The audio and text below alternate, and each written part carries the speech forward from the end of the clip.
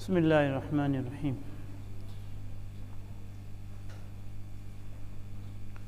اللہم صلی علی محمد کلما ذکرہ الذاکرون،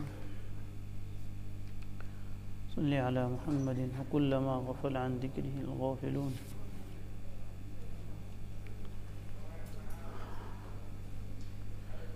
اما بعد، الحدیث الحادی عشر عن ابی سعید الخدری رضی اللہ تعالی عنہ عن النبی صلی اللہ علیہ وسلم قال: افضل الجہاد کلمۃ عدل عند سلطان جائر. رواہ ابو داود والترمذی. الحدیث الثانی عشر عن ابی عبداللہ طارق بن شہاب البجلی الاحمسی رضی اللہ تعالی عنہ ان رجلا سأل النبي صلی اللہ علیہ وسلم وقد وضع رجله في غرز أي الجهاد أفضل؟ قال: كلمة حق عند سلطان جائر. اس باب کی 3 حدیثیں باقی ہیں. یہ 2 حدیثیں قریب المعنی ہیں، معنی دونوں کا بہت ہی قریب ہے. پہلی حدیث ابو سعید خدری رضی اللہ تعالی عنہ کی ہے کہ حضرت نبی اکرم صلی اللہ علیہ وسلم نے ارشاد فرمایا کہ ظالم بادشاہ کے سامنے حق بات کہنا یہ افضل الجہاد ہے.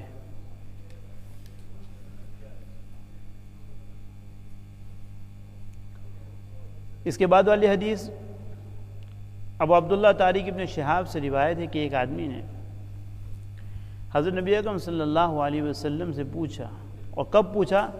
جبکہ وہ بالکل سوار ہونے کے قریب تھا. سوار کا جو کجاوا ہوتا ہے، کجاوے کے اندر جہاں سے پیر رکھ کر گھوڑے کے اوپر چڑھا جاتا ہے، تو گویا کہ اس نے اپنا پیر وہاں پر رکھ دیا تھا، بالکل سوار ہونے کے بالکل قریب تھا، اور اس وقت پوچھا کہ کون سا جہاد افضل ہے؟ تو آپ علیہ السلام نے فرمایا کہ ظالم بادشاہ کے سامنے حق بات کہنا.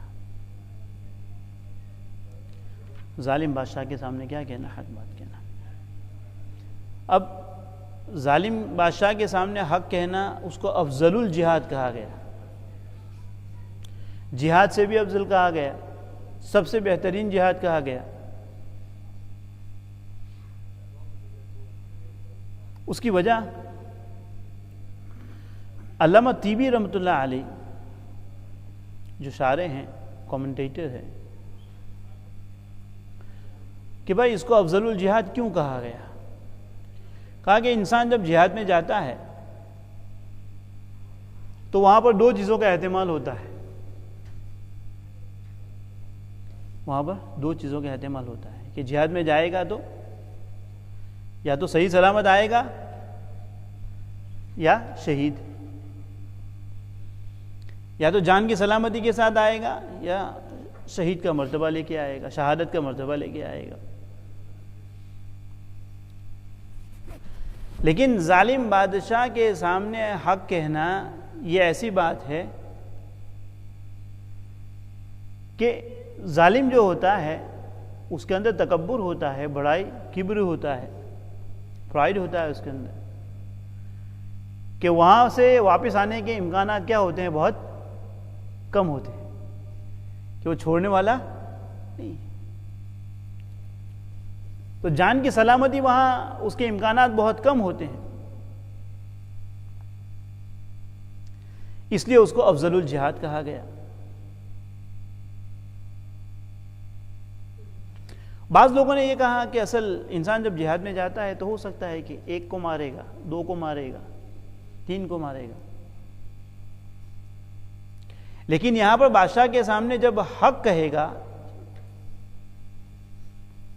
تو ہو سکتا ہے کہ بادشاہ کو ہدایت مل جائے، بادشاہ حق قبول کر لے. ہو سکتا ہے کہ بادشاہ کیا کر لے؟ حق قبول کر لے. تو وہاں 1-2 کو مارے گا. یہاں پر کیا ہو جائے گا؟ جب بادشاہ نے حق قبول کر لیا تو تو ہو سکتا ہے کہ اس کے حق قبول کر لینے کی وجہ سے بہت سارے لوگوں کی کیا ہو جائے گی؟ جان بچ جائے گی. اور کافر کے مقابلے میں مومن کی جان بچانا یہ زیادہ افضل ہے. وہ تو کفر کے مقابلے میں لڑ رہا ہے, یہاں بادشاہ کے سامنے بولے گا تو بادشاہ اگر مسلمانوں پر ظلم کر رہا ہے تو ہو سکتا ہے ظلم سے بچ جائے, ظلم سے رک جائے. وہ ظلم سے رک جائے گا تو ایک نہیں کہیں مسلمانوں کا کیا ہو جائے گا؟ فائدہ ہو جائے گا. بعض لوگوں نے بتایا کہ یہ افضل جہاد کیوں کہا ہے. ملا علی قاری رحمۃ اللہ علیہ نے اس کا جواب یہ دیا کہ اس کو افضل الجہاد کیوں کہا گیا. تو فرمایا کہ بادشاہ کے سامنے حق کہنا, اس میں اصل میں انسان جو بادشاہ کے سامنے حق بولتا ہے وہ گویا کہ اپنے نفس کے خلاف چل رہا ہے. بھائی نفس کیا چاہتا ہے؟ انسان کا جو نفس ہوتا ہے وہ تو یہ چاہتا ہے کہ بادشاہ کے سامنے کیا کہے؟ بادشاہ کی تعریف کرے. بھائی بادشاہ کے سامنے پنگا کیوں لینے کا؟ بادشاہ کے سامنے دشمنی کیوں لینے کی؟ پتا ہے کہ بادشاہ کے ساتھ دشمنی لے کے کوئی فائدہ ہونے والا نہیں ہے. اس کے باوجود اس کا ہر انسان یہ چاہتا ہے کہ بادشاہ کا قریبی بنے, یس مین بنے, بوٹ لیکر بنے بادشاہ کے. بادشاہ کی جتنی قربت ہوگی اتنا فائدہ زیادہ ہے. بادشاہ تو ایسے لوگوں کو پسند کرتے ہیں. بادشاہ تو ایسے لوگوں کو کیا کرتے ہیں؟ پسند کرتے ہیں کہ وہ جو کہیں وہ ہاں ان کی الٹی بھی سیدھی کر کے دکھائے. الٹی بھی بادشاہ جو کہے. بہت اچھی بات کہی آپ نے کہ ان کو پیسے ہی اسی بات کے ملتے ہیں کہ تعریف کرنی ہے, چاہے بادشاہ کی بات سمجھ میں آئے کہ نہ آئے. تو نفس تو یہ چاہتا ہے کہ بادشاہ کا قریبی بنے, لیکن نفس کے خلاف جا کر بادشاہ کے خلاف بول رہا ہے, حق بول رہا ہے, سچ بول رہا ہے, ظلم سے روکنے کے اوپر اس کو ابھار رہا ہے, نہیں یعنی منکر کر رہا ہے. اسی کا احباب ہے. تو نفس کے خلاف جانے کی وجہ سے ملا علی قاری رحمۃ اللہ علیہ فرماتے ہیں کہ بھائی انسان کا سب سے بڑا جہاد کیا ہے؟ اپنے نفس کے ساتھ. نفس کے ساتھ 4 آدمیوں کو قابو کر لینا ہے یہ آسان ہے, اپنے نفس کو کنٹرول کرنا کیا ہے؟ مشکل ہے. ان النفس لامارۃ بالسوء. نفس برائی کا حکم دیتا ہے, اور جب خصوصاً انسان کا نفس برائی کا عادی ہو گیا, برائی کا کیا بن گیا ہو؟ عادی بن گیا ہو, پرانا مجرم. پھر بھائی اب یہ اس کی مثال میں آپ کو کیا دوں کہ وہ انسان جس کو کسی چیز کی لت لگ جائے, جس کو کسی چیز کی کیا لگ جائے؟ لت لگ جائے. بعض لوگوں کو تمباکو کی عادت ہوتی ہے, بعض لوگوں کو سگریٹ نوشی کی عادت ہوتی ہے, تو بھائی بعض لوگوں کو چائے کی عادت ہوتی ہے. اتنی چائے پیتے ہیں, اتنی چائے پیتے ہیں کہ اگر آپ ان کا بلڈ بھی چیک کریں گے تو شاید ٹی پوزیٹیو آئے گا. لوگوں کا کوئی کسی کا او پوزیٹیو, کسی کا کیا ہوتا ہے, کسی تو چائے والوں کا اگر چیک کرے تو ہو سکتا ہے کہ ٹی پوزیٹیو آ جائے ان کا. اتنی چائے پیتے ہیں. یعنی مئی کا مہینہ ہے, شدید گرمی ہے, 40 ڈگری ہے, پسینے نکل رہے ہیں, لیکن آپ دیکھیں گے کہ وہ ایسے مزے سے چائے پیتے ہیں کہ اس سے بڑھ کر دنیا میں ان کے پاس کوئی محبوب اور مرغوب چیز کوئی نہیں. کسی کو سگریٹ نوشی کی عادت ہوتی ہے. چاہے کتنا بڑا حادثہ ہو جائے, دنیا ادھر سے ادھر ہو جائے, لیکن بھائی ان کا معمول ہے کہ پینا ہے تو پینا ہے. وہ کسی وہ بیڑی کے عاشق نے بڑا اچھا شعر کہا ہے, کہا کہ ان بے وفاؤں سے تو میری بیڑی اچھی. کیا کہا؟ ان بے وفاؤں سے تو میری بیڑی اچھی. کہا کہ دل کو جلاتی ہے مگر لبوں سے لگی رہتی. دل کو جلاتی ہے مگر لبوں سے لگی رہتی. تو یہ ہمارے لیے تو کیا ہوگا؟ ایک فن ہوگا, ایک لطیفہ ہوگا, لیکن جو مزہ اس کو ہے وہی بتا سکتا ہے. تو بھائی نفس جب کسی چیز کا عادی ہو جاتا ہے تو اس کے خلاف کرنا کیا ہوتا ہے؟ بڑا مشکل ہوتا ہے. تو ملا علی قاری رحمۃ اللہ علیہ فرماتے ہیں کہ یہاں جو خلاف کہا گیا وہ اسی لیے کہ بھائی افضل جہاد کیوں ہے، کیونکہ وہ اپنے نفس کے خلاف جا رہا ہے. اسی لیے حدیث پاک میں کیا فرمایا نبی صلی اللہ علیہ وسلم نے کہ افضل جہاد انسان کا اپنے نفس کے ساتھ جہاد ہے.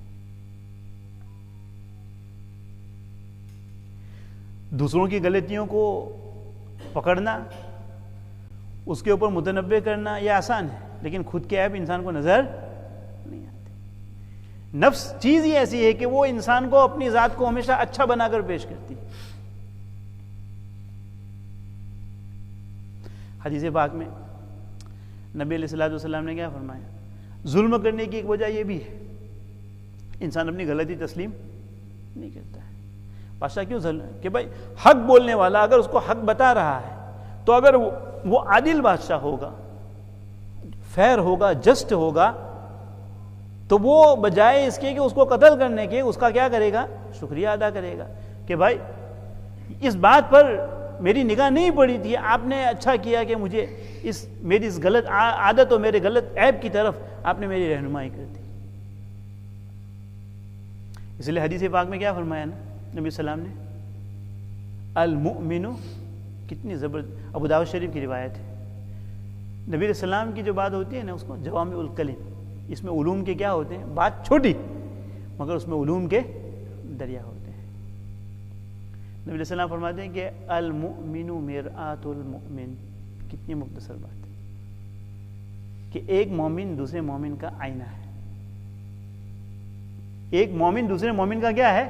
آئینہ ہے. پر آئینے کا کام کیا ہوتا ہے؟ میری ذات میں کیا کمی ہے، میری ذات میں کیا عیب ہے، میرے چہرے پر کیا کالک لگی ہوئی ہے، میں خود نہیں دیکھ سکتا ہوں. لیکن جب انسان آئینے کے سامنے کھڑا ہوگا تو اس کے چہرے کے، اس کے جسم کے سارے عیوب اس کے سامنے آ جائیں گے. آئینہ بیان کرے گا. کتنی پیاری نبی علیہ السلام نے مثال بیان فرمائی. تو کہا کہ ایک مومن کا تعلق دوسرے مومن کے ساتھ، چاہے وہ کسی درجے کا ہو، چاہے وہ بادشاہ ہو، چاہے وہ عام ہو، کوئی بھی ہو، یہی کنیکشن ہونا چاہیے کہ وہ ہم ایک دوسرے کے لیے کیا بنے؟ آئینہ بنے. آئینہ مجھے اپنی غلطی بتائے گا، آئینہ مجھے میری عیب بتائے گا. لیکن بھائی آئینہ جب مجھے اپنی غلطی بتائے گا تو میں آئینے کا احسان مند ہوں گا نا کہ بھائی اچھا ہوا کہ ابھی میں شادی میں جا رہا تھا، میرے چہرے کے اوپر یہ کالک لگی ہوئی تھی، یہ چیز لگی ہوئی تھی، اگر میں یہی لے کر شادی میں چلا جاتا، فنکشن میں چلا جاتا تو لوگ میری مذاق اڑاتے، میں محل مذاق بن جاتا. لیکن آئینے نے آپ انسان شکر کہ بھائی ٹھیک ہے یہ اچھا کر لیا تاکہ میں وہاں اچھا بن کے جاؤں، ڈسپلن کے ساتھ جاؤں. تو بھائی اگر دنیا میں کوئی انسان ہمیں اپنا عیب بتائے تو جس طرح ہم آئینے کے شکر گزار ہوتے ہیں، انسان کو کیا ہونا چاہیے؟ اس کا شکر گزار ہونا چاہیے کہ اچھا کیا کہ یہ عیب جو ہے، یہ عیب تو نے مجھے بتا دی، اگر یہی عیب میں لے کر قبر میں جاتا تو میں اپنی آخرت کو بگاڑ دیتا. اچھا کیا کہ تم نے مجھے بتا دیا، دنیا میں ہی میں نے اس کو کیا کر لیا؟ سنبھال لیا. میں نے اس کو، اس عادت کو سدھار لیا، اس عیب کو میں نے سدھار لیا. تو مومن کو مومن کا کیا کہا گیا؟ آئینہ کہا گیا.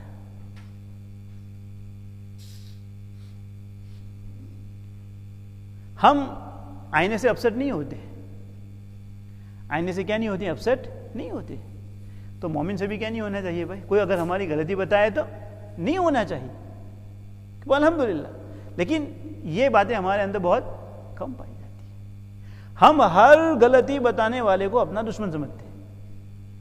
کیا کوئی کسی آئینے نے آپ کو آپ کی غلطی بتائی کہ بھائی آپ کا ناک تھوڑا سا لمبا ہے یا آنکھ کے اندر یہ لگا ہوا ہے، تو کبھی کسی نے غصے میں آ کر آئینے کو پھوڑ دیا؟ کہ یہ آج میں قسم کھاتا ہوں کہ کبھی اپنے گھر میں آئینہ نہیں لاؤں گا. نہیں، وہ تو بار بار دیکھے گا، ہر 2 منٹ کے بعد جائے گا، ہر 3 منٹ کے بعد جائے گا، بائسیپ چیک کرے گا، ٹرائسیپ چیک کرے گا، ہے کہ نہیں، وہ بال برابر ہے کہ نہیں وہ چیک کرے گا، کالر برابر ہے کہ نہیں وہ چیک کرے گا. منہ سے بڑی بنی ہے کہ وہ ساری چیزیں چیک کرے گا. اس کو اپنا دشمن نہیں بنانا, اس کو نکال کے پھینکتا نہیں ہے. لیکن دنیا کے معاملے میں یہ ہے کہ کسی نے اگر ہم کو آئینہ دکھایا ہماری غلطی کا, تو وہ ہمارا سب سے بڑا دشمن. بھائی بہت ساری چیزیں ایسی ہوتی ہے. بھائی ہم ڈاکٹر کے پاس جاتے ہیں, بیماری ہمارے اندر ہوتی ہے, وہ بیماری ہم کو پتہ نہیں ہوتی ہے. وہ ڈاکٹر اگر اس کو فگر آؤٹ کرتا ہے, ڈاکٹر اس کو فائنڈ آؤٹ کرتا ہے, تو کیا ڈاکٹر کو اپنا دشمن بنا لیتے ہیں کہ اس کے پاس جانے کا نہیں بھائی, کہ اس نے تو مجھے بیمار کر دیا, اس نے مجھے کیا کر دیا, بیمار کر دیا. نہیں, بیمار نہیں کیا بھائی, وہ بیماری تھی, وہ بیماری تجھے بتائی ہے, وہ تیرا خیر خواہ ہے, وہ تیرا محسن ہے. لیکن وہاں پر کوئی ایسا سمجھتا, دین کے معاملے میں سارے لوگ, کسی نے کوئی بات بتائی تو وہ ہمارے لیے دشمن ہو جاتا ہے. حضرت مفتی شفیع صاحب رحمۃ اللہ علیہ نے, سبھی جانتے ہیں, مفتی اعظم پاکستان مفتی تقی صاحب کے والد صاحب, فرماتے ہیں کہ وہ دیوبند کے زمانے کی بات انہوں نے لکھی ہے. فرمائی انہوں نے کہ میرے والد صاحب رحمۃ اللہ علیہ ایک مرتبہ بیمار ہو, کیونکہ میں نے آگے بھی بتایا, کیونکہ والد صاحب رحمۃ اللہ علیہ دیوبند کے اندر استاد تھے, فارسی پڑھاتے تھے.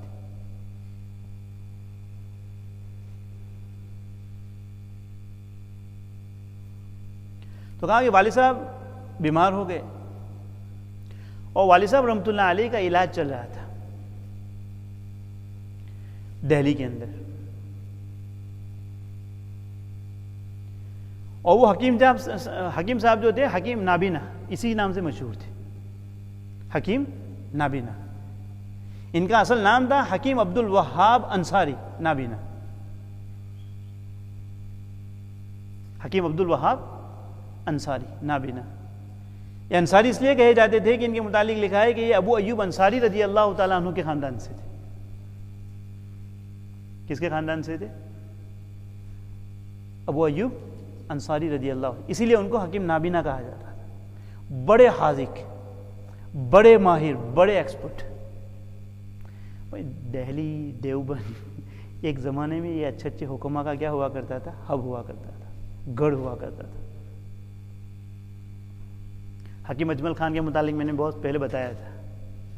یہ جو حکیم عبد الوہاب انصاری نابینا رحمۃ اللہ علیہ, یہ جو تھے نا, یہ بھی حکیم اجمل خان جو بہت بڑے دہلی کے بڑے جانے مانے حکیم سمجھے جاتے تھے, نوابوں کے اور مغل بادشاہوں کے خاندان کی جنہوں نے علاج کیے تھے, ان کے بڑے بھائی ان کے یہ شاگرد تھے. 10 سال کی عمر میں حفظ کر لیا تھا انہوں نے. بچپن میں وہ چیچک کی بیماری ہو گئی تھی, اس وجہ سے ان کی آنکھیں چلی گئی تھی, ان کی آنکھیں چلی گئی تھی. نابینا تھے, آنکھیں نہیں تھی. دارالعلوم دیوبند سے فراغت تھی ان کی, عالم تھے. دارالعلوم دیوبند سے عالم بنے ہیں, فارغ بنے ہیں. اور علامہ رشید احمد گنگوہی رحمۃ اللہ علیہ سے ان کی بیعت تھی. کس سے؟ علامہ رشید احمد کتب الاقطاب, شیخ الحدیث دارالعلوم دیوبند.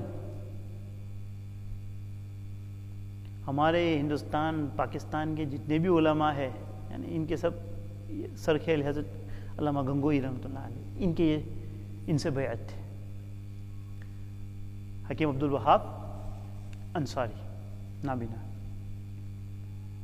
ان کی آنکھیں نہیں تھی, دارالعلوم دیوبند سے فراغت ہے, انہی سے بیعت بھی. ایک مرتبہ انہوں نے حضرت سے فرمایا, کس سے؟ حضرت گنگوہی رحمۃ اللہ علیہ سے فرمایا کہ حضرت میں نے دنیا کے لیے طب تو پڑھ لی ہے, آنکھیں نہیں تھی لیکن انہوں نے طب کیا تھا, طب کی ڈگری انہوں نے لی تھی. ان کا مطب تھا دہلی کے اندر دواخانہ جس کو ہم کہتے ہیں. تو حضرت سے فرمانے لگے کہ حضرت میری آنکھیں تو ہیں نہیں, اور مریض آتے ہیں تو مریض کو کبھی مریض کی تشخیص کے لیے کبھی اس کا چہرہ دیکھنا پڑتا ہے, کبھی اس کی آنکھیں دیکھنی پڑتی ہے, چہرے کا رنگ دیکھنا پڑتا ہے, اس کی یہ چیزیں دیکھنی پڑتی ہے, اور ان چیزوں سے میں محروم ہوں. میری آنکھیں تو نہیں ہیں, آپ میرے لیے دعا فرما دیجئے کہ اللہ میرے لیے آسانی فرما دے. آپ میرے لیے دعا فرما دیجئے کہ اللہ میرے لیے کیا فرما دے, آسانی فرما دے. حضرت گنگوہی رحمۃ اللہ علیہ نے ان کے لیے دعا فرمائی, اور کیا دعا فرمائی کہ اللہ رب العزت تمہاری اگرچہ آنکھیں نہیں ہیں لیکن اللہ تم کو نباز بنائیں گے, اللہ تم کو نبض کی شناخت ایسی عطا فرمائیں گے کہ تمہاری ساری دوسری کمیاں پوری ہو جائیں گی. نباز شناسی, رگ کے اوپر ہاتھ رکھ کر مرض کی تشخیص کرنا. کہا اللہ تم کو ایسی مہارت عطا فرمائیں گے, نبض شناسی کی, رگ شناسی کی ایسی مہارت عطا فرمائیں گے کہ آپ کو کسی اور چیز کی ضرورت نہیں پڑے گی.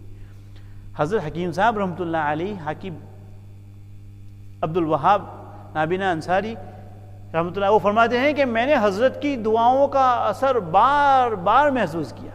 ہر کام میں دیکھتا ہوں کہ حضرت کی دعاؤں کا اثر میں محسوس کرتا ہوں. اور واقعات بڑے ماہر تھے, بڑے ماہر تھے.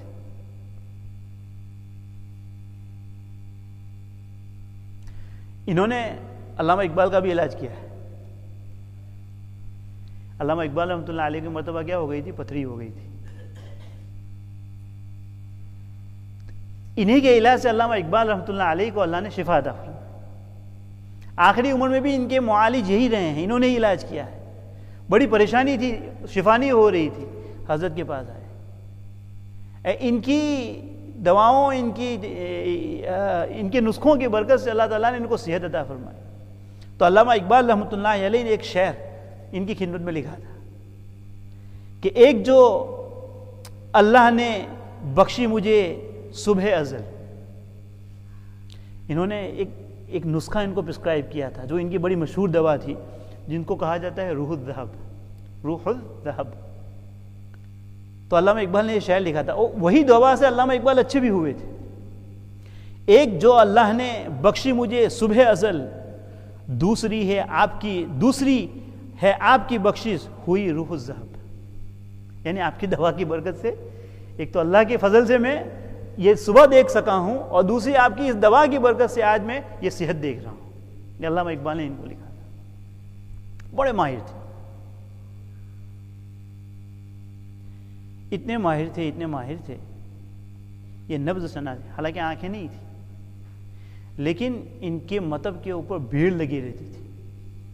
علماء صلحاء سے پیسے نہیں لیتے تھے, علماء صلحاء سے پیسے, بلکہ وہ جو حیدرآباد دکن نظام شاہ, بہت سارے لوگوں نے سنا ہے, وہاں کا نواب تھا, یہ بھی ان سے علاج کرواتے تھے, نظام شاہ. اور حیدرآباد کا ایک راجا تھا, ایک بادشاہ تھا, سری کرشن پرساد. یہ بھی انہی سے کیا کرواتا تھا, علاج کرواتا تھا. اب دیکھیں کہ کتنے ماہر تھے. مردوں کی نبض دیکھ کر علاج کیا کرتے تھے, آنکھیں نہیں تھی, نبض پکڑتے تھے اور ساری بیماریاں بتا دیتے تھے. اور اتنے محتاج, کیونکہ کس کے مرید تھے, کس سے بیعت تھے, علامہ گنگوہی کے. تو کہا کہ عورتوں کے متعلق ان کا مزاج یہ تھا کہ عورتوں کی کلائی کے اوپر اب دیکھیں کہ ان کو اللہ نے کیا مہارت عطا فرمائی تھی. حضرت گنگوہی کی کیا دعا ان کو لگی تھی. عورتوں کو ہاتھ نہیں لگاتے تھے, ان کی کلائی کے اندر, ان کی رسٹ کے اندر دھاگا باندھتے تھے. کیا باندھتے تھے؟ دھاگا. ایک سیرا ان کی کلائی کے اوپر ہوتا تھا, دوسرا ان کے ہاتھ میں ہوتا تھا, اور وہ اس دھاگے کے سیرے کو پکڑ کر بتا دیتے کہ اس عورت کو کیا بیماری ہے. اتنے ماہر تھے. یہ جو حیدرآباد کا جو بادشاہ تھا, راجا تھا, جو شری کرشن پرساد جو اس کا نام تھا, تو اس نے علاج کے لیے بلایا تھا اپنی بیوی کے اور اپنی جو باندیاں وغیرہ تھی ان کی. سب کو دیکھ کے ان کی بیماریاں بتا دیتے تھے کہ یہ بیماری ہے, یہ بیماری ہے, یہ بیماری ہے. بادشاہ ان کی مہارت کو ٹیسٹ کرنے کے لیے وہ اپنی بیوی کی چوڑیاں پہن کے بیٹھ گیا, اپنی بیوی کی چوڑیاں پہن کے بیٹھ گیا. حضرت نے جو حضرت کا تشخیص کا انداز تھا وہ دھاگے کے ذریعے حضرت نے پکڑا، کہا کہ یہ عورت کا ہاتھ نہیں ہے، یہ عورت کا ہاتھ نہیں، یہ بادشاہ کا ہاتھ ہے. اس کو کہتے ہیں ذہانت، اس کو کہتے ہیں. آج کل کے جو حکماء ہوتے ہیں بھائی وہ سب یوٹیوبرز ہوتے ہیں، اللہ ماشاء اللہ مل جاتے ہیں. آج بھی آپ دہلی میں جائیں گے، سہارنپور، دیوبند، وہاں اچھے اچھے جو خاندانی حکیم ہیں جن کو اللہ نے یہ مہارت، ایک زمانے میں حکیم عزیر ہوا کرتے تھے، اب تو مجھے پتہ نہیں، جیسے ہم ہوتے تھے وہاں پر تو اس وقت حکیم عزیر ہوتے تھے وہاں پر سہارنپور کے اندر. ان کی دوائیں بڑی مہنگی ہوتی ہے لیکن، اور ان کی دوائیں 3 دن کی 4 دن کی نہیں ہوتی ہے. ان کی دوائیں کہاں کہ حکیم کی جو دوائیں ہوتی ہیں وہ 1 مہینے کی، 3 مہینے، 1 مہینے سے کم کسی کی دوائی نہیں ہوتی. ان کی زیادہ تر دوائیں جو ہوتی ہیں مہینے 3 مہینے ہوتی ہیں، کیونکہ ان کی جو حکمت ہے نا وہ الگ طریقے سے کام کرتی ہے. وہ کیا کہتے ہیں، حکمت کا اصول ہے کہ بھائی ہر بیماری کی جڑ، ہر بیماری کا گھر کیا ہے، پیٹ. ہر بیماری کی جڑ کیا ہے، پیٹ. اس لیے اگر آپ حکیم کے پاس جائیں گے کہ میری آنکھ میں تکلیف ہے تو ابھی آنکھ کا علاج نہیں کریں گے. وہ کہتے ہیں کہ بیماری پیٹ سے آئی ہے تو پہلے علاج آپ کا پیٹ سے ہوگا، پہلے پیٹ صاف ہوگا. کیونکہ ارے بھائی اگر پیٹ ہی صاف نہیں ہے تو وہ دوائی اندر جا کر اثر کرنے والی نہیں ہے. اس لیے ان کی دوائیں لمبی ہوتی ہے. وہ پہلے آپ کا پیٹ صاف کریں گے کہ اگر پیٹ صاف ہوگا، گراؤنڈ صاف ہوگا تو پھر وہ دوائی اندر جا کر اثر کرے گی تو آنکھ کو اثر کرے گی وہ. اس لیے ان کی دوائیں لمبی اور زیادہ یہ ہوتی. تو یہ اتنے ماہر تھے حکیم صاحب جو تھے نا، اتنے ماہر. عورتوں کو ایسے دھاگے سے چیک کر لیا کرتے تھے، پتہ کر لیا کرتے تھے کہ ان کو کیا بیماری. اور بھی ان کے متعلق بڑی عجیب عجیب باتیں لکھی ہے حکیم عبدالوہاب صاحب کے متعلق کہ اللہ تعالیٰ نے ان کو خاص اور کہا کہ ان کے مطلب کے اندر وہ دوائیوں کے ایسے باکس یہ رکھے ہوئے ہوتے تھے، دوائیوں کی کیا رکھے ہوئے ہوتے تھے، الگ الگ کمپارٹمنٹ جو ہوتے تھے. تو کہا کہ اللہ کی طرف سے یہ ان کی کرامت تھی، حضرت گنگوئی رحمۃ اللہ علیہ کی یہ دعا تھی کہ جس مریض کو جس دوا کی ضرورت ہوتی تھی اسی میں ان کا ہاتھ جاتا تھا. اگر آپ کو کوئی کہے کہ بھائی وہ ایک جی پی ہے اس کو دکھتا نہیں ہے، یا ہے کہ ہاسپٹل میں ہے آپ کا ہارٹ سرجری ہونے والی ہے، وہ جو آپ کا سرجن ہے وہ بلائنڈ ہے، تو انسان کل نہیں، اگر آج کی فلائٹ ملتی ہوگی تو وہی لے کے پاکستان بھاگ جائے گا کہ بھائی یار یہاں سے تو آنے کی امید نہیں ہے نابینا کے پاس. لیکن یہ ان پر لوگوں کا یہ، بلکہ یہاں تک میں نے پڑھا ان کے متعلق کہ کسی نے ان کو خط لکھا اور وہ رہتے تھے مراد آباد کے اندر، اور حضرت کا مطلب تھا دہلی کے اندر کہ مجھے یہ تکلیف ہے، مجھے یہ کیا ہے، تکلیف ہے، لیکن میں آ نہیں سکتا اپنی بیماری اور کمزوری کی وجہ سے. اس زمانے میں وہ اسباب بھی نہیں تھے کہ میں وہ آ نہیں سکتا یہاں پر، میرے لیے آنا مشکل ہے. تو حکیم عبدالوہاب صاحب نے ان کو لکھا کہ تمہارا کوئی رشتہ دار یہاں پر ہے دہلی کے اندر؟ تو کہا کہ میرا بھتیجا ہے. کون ہے؟ میرا بھتیجا، نیفیو. تو نیفیو تو ہوتا وہی ہے جو بھائی کا یہ ہے. تو بہت ساری چیزیں خاندان میں کیا ہوتی ہے، کامن ہوتی ہے. تو حضرت رحمۃ اللہ علیہ نے ان کی نیفیو کی نبض کو دیکھا، ان کی نبض کے ذریعے ان کی تشخیص کی کہ تمہارے چچا کو کیا بیماری ہے، اور انہوں نے جو نسخے بھیجے ہیں اس نسخے کی برکت سے وہ صحیح صحت مند ہو گئے. بھائی آپ اس سے آپ کو اندازہ ہوا ہوگا کہ وہ کتنے ماہر، اللہ نے کتنی مہارت ان کو دی. اور یہ مہارت کہاں سے آئی؟ تھے مطلب میں تعلم کے فارغ تھے، لیکن حضرت گنگوئی سے بیعت تھے. لیکن سب سے بڑی بات ان کی یہ تھی کہ وہ اپنے مطلب سے اپنی ذات کے لیے وقت نکالا کرتے تھے. کبھی کبھی وہ ہفتے تک مطلب میں نہیں آتے تھے، ان کے بیٹے چلاتے تھے. کبھی 40 دن تک نہیں، چلہ تک نہیں آتے تھے. کیا کرتے تھے؟ کہا کہ ان 40 دنوں کے اندر وہ مخلوق سے بالکل ملاقات نہیں کرتے تھے، صرف اللہ کی طرف لو لگاتے تھے. 7 دن 5 دن 3 دن ایسے نکالتے تھے کہ وہ مکتب میں بالکل نہیں آتے تھے، وہ صرف عبادتوں میں مشغول رہتے تھے.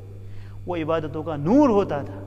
اور یہاں تک میں نے پڑھا کہ جب وہ غیر حاضر ہوتے تھے، عبادت کے لیے چلا کرتے تھے، غائب رہتے تھے، مطلب میں نہیں آتے تھے، ان کے بیٹوں نے نسخہ لکھ کے دیا ان کے بیٹوں نے نسخہ لکھ کے دیا، مطلب کھلا رہتا تھا، مریض آتے رہتے تھے، بیٹوں نے نسخہ لکھ کر دیا۔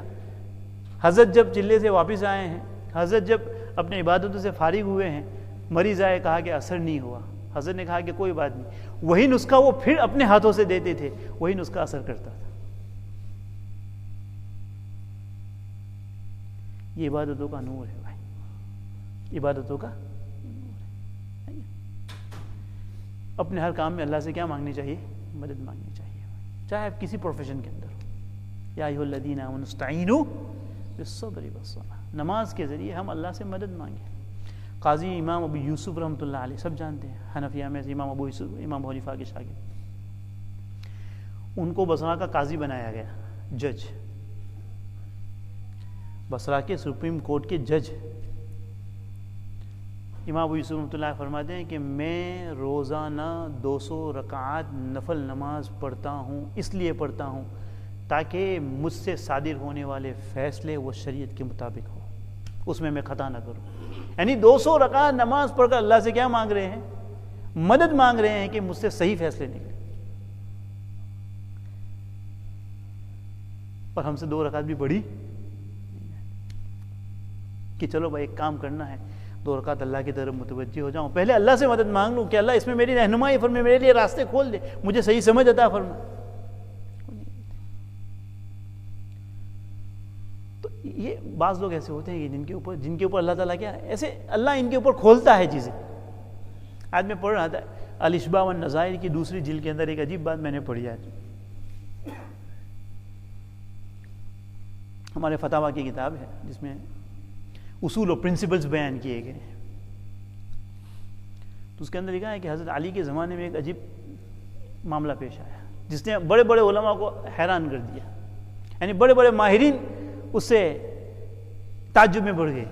حضرت علی کے زمانے میں کیا معاملہ پیش آیا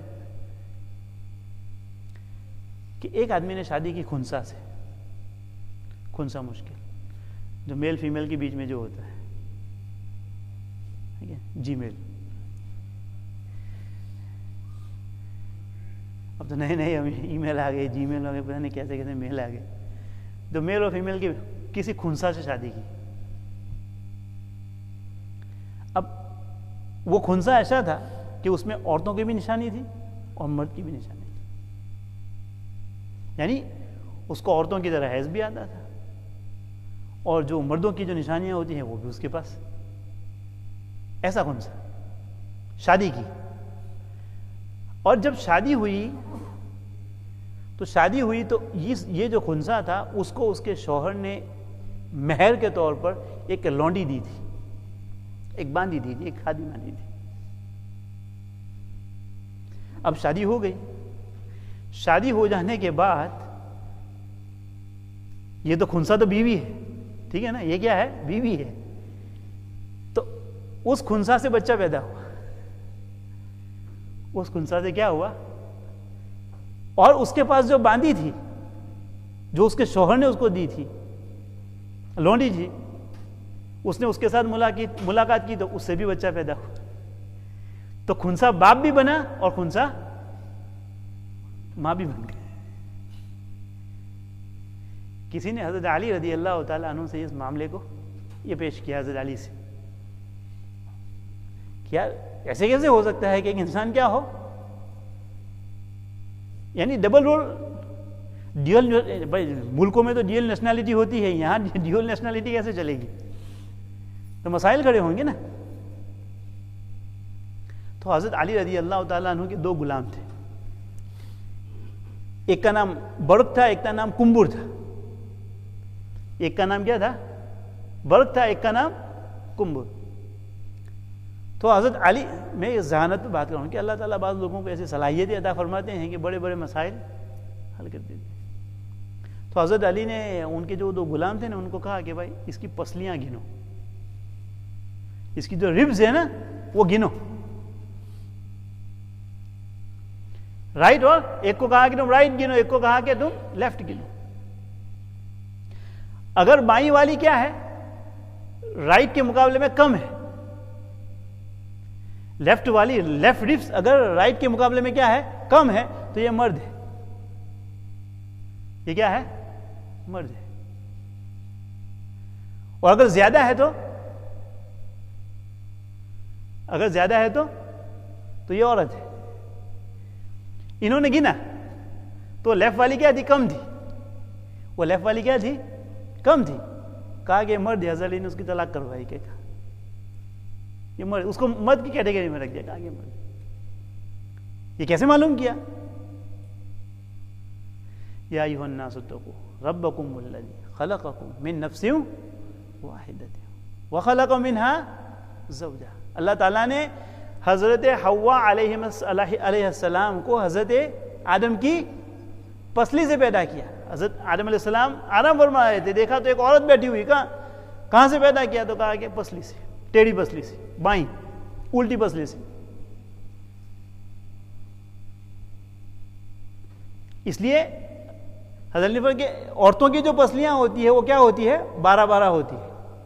کتنی کی ہوتی ہے؟ دونوں طرف 12. رائٹ بھی 12 ہوتی ہے اور لیفٹ میں بھی کیا ہوتی ہے؟ 12 ہوتی ہے. اور مرد کے لیے کہا کہ مرد کی رائٹ میں 12 ہوتی ہے اور لیفٹ میں 11 ہوتی ہے. وہ 12 والی کہاں چلی گئی؟ تو وہ آپ کے ساتھ گھر میں ہے. ٹیڑھی پسلی سے اللہ نے اس کو پیدا کیا. کون سی پسلی سے؟ ٹیڑھی پسلی سے. تو بھائی جو مینوفیکچرڈ وہ ٹیڑھی ہوئی ہو اس کو بھائی اگر کوئی کمنی ہے، اگر وہ ٹوائز ہی ایسے بناتے ہوں کہ جو کرو ٹیڑھے ہو، اور آپ اپنی اسمارٹنیس یوز کرنا چاہے کہ بھائی میں ہوشیار ہوں، یہ اس کو ٹیڑھا کیوں بنائے، میں اس کو سیدھا کروں، کیا کرے گا؟ وہ توڑے گا، گم کرے گا اور کچھ نہیں ہوگا. تو کہا کہ جو مینوفیکچر ہی جو ٹیڑھی ہوئی ہے اس کو ایسے ہی یوز کرنا چاہیے، ہے کہ نہیں؟ سیدھی اگر کوئی سیدھی کرنے جائے گا کہ میں اس کو سیدھی کر لوں تو وہ کیا ہو جائے گا؟ تو مفتی شفیع صاحب فرماتے ہیں کہ میں اپنے والد صاحب کو حکیم صاحب نابینا کے پاس لے گیا. تو والد صاحب تو بیمار تھے. تو میں اچھا ان کی ایک بات مجھے اور یاد آئی حکیم نابینا کے متعلق، کہ ان کے متعلق یہ بات تھی کہ ایک مریض کو جب وہ ایک مرتبہ اس کی نبض سے دیکھ لیتے تھے، اگر وہ سالوں کے بعد بھی آتا تھا تو اس کی نبض سے پہچان لیتے کہ یہ انسان کون ہے. ہمارے تو کمپیوٹر میں نام کہ بھائی ہاسپٹل میں جائیں گے تو کہا برتھ ڈیٹ کیا ہے، کیونکہ اب سیم برتھ ڈیٹ والے بہت سارے آ جائیں گے تو کہا کہ ایڈریس کیا ہے. یہ تو نبض سے پرانے مریض کو بھی پہچان لیتے. مفتی شفیع صاحب فرماتے ہیں کہ میں حکیم صاحب کے پاس گیا اپنے والد کی دوائی لینے کے لیے، والد صاحب کے متعلق میں کہنے لگا تو حکیم صاحب نے فرمایا کہ میں والد صاحب کی بھی دوا لوں گا لیکن پہلے تم اپنا بھی علاج کروا لو. تم پہلے اپنا بھی علاج کروا لو. اور حکیم صاحب نے ان کو بھی نسخے دے دیے. مفتی شفیع صاحب فرماتے میں دیوبند گیا، والد صاحب سے فرمایا کہ میں آپ کے علاج کے متعلق ان سے بات کر رہا تھا تو انہوں نے مجھے کہا کہ تم کو بھی علاج کی ضرورت ہے، تم بھی یہ نسخے لے جاؤ. تو والد صاحب رحمۃ اللہ علیہ نے فرمایا کہ جو حکیم صاحب نے کہا ہے وہ کرو، اور جو پوڑیاں انہوں نے دی ہے، جو نسخے انہوں نے دی ہے اس کو پیو.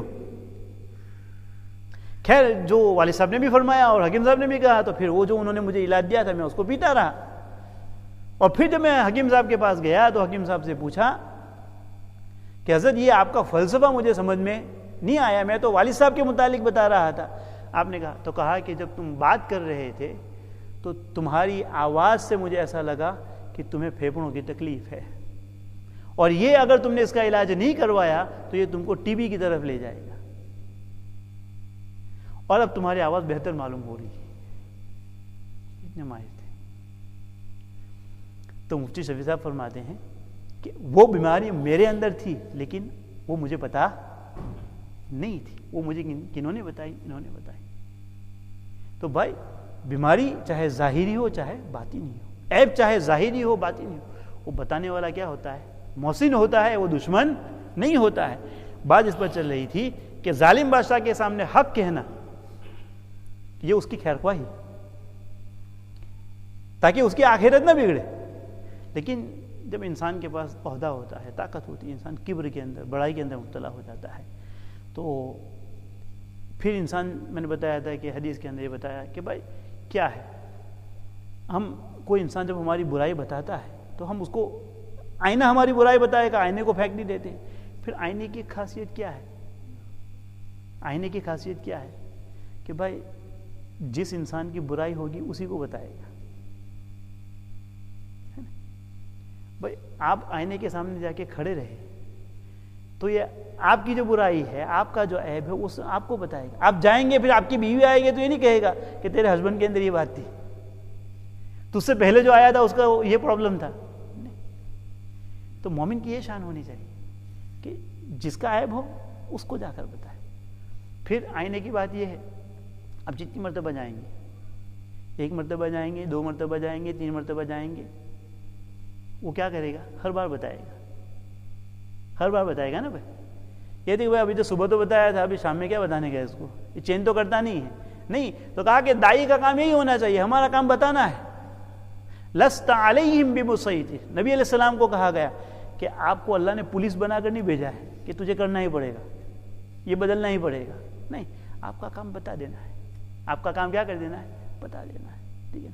تو امر بالمعروف نہی عن المنکر انسان 1 مرتبہ کرے، 2 مرتبہ کرے، اس سے پھر کہ وہ سنتا تو ہے نہیں، وہ عمل تو کرتا نہیں ہے. کتنی مرتبہ کہا کہ یہ آپ کی ذمہ داری، یہ آپ کے ذمے نہیں ہے کہ وہ عمل کرے کہ نہ کرے. آپ کا کام امر بالمعروف اور نہی عن المنکر کرنا ہے. اسی لیے اس کے بعد جو لمبی حدیث آ رہی ہے، چونکہ میں باپ کو ختم کرنا چاہتا ہوں، اس لیے اس کا خلاصہ بھی یہی ہے کہ بنی اسرائیل کے اندر ایسا ہی تھا. وہاں اللہ کی پکڑ اسی وقت شروع ہوئی کہ ان کے جو علماء تھے پہلے وہ بتاتے تھے 1 مرتبہ 2 مرتبہ 3 مرتبہ، بتانے کے بعد جب انہوں نے قبول نہیں کیا تو یہی لوگ ان کے ساتھ اٹھنے بیٹھنے لگ گئے، ان کی برائیوں میں شریک ہو گئے، ان کے جلسوں میں جلوس میں ان کی برائیوں میں ان کے پارٹنر ہو گئے کہ چلو اب سنتے نہیں ہیں ہم بھی شریک ہو جاؤ اس کے ساتھ. پھر اللہ تعالیٰ کی طرف سے ان کی پکڑ آئی اور اپنے نبیوں کے ذریعے اللہ تعالیٰ نے ان کے اوپر لعنت فرمائی. ٹھیک ہے. اللہ تعالیٰ اس کام کو، اس کی اہمیت سمجھنے کی ہم کو توفیق نصیب فرمائے، اور اللہ تعالیٰ اس کو موت تک حکمت کے ساتھ، اچھائی کے ساتھ. آئینہ اسی طرح ہوتا ہے بھائی، کسی کو جھڑکتا سلیقے سے، انداز کے ساتھ. اسی طرح لوگوں کو کیا کرتے رہیں، ادعو الی سبیل ربک بالحکمت، اچھائی کے ساتھ بلاتے رہنے کی توفیق نصیب فرمائے. درود شریف پڑھ لیجیے. اللہ سبحان اللہ سبحان اللہ.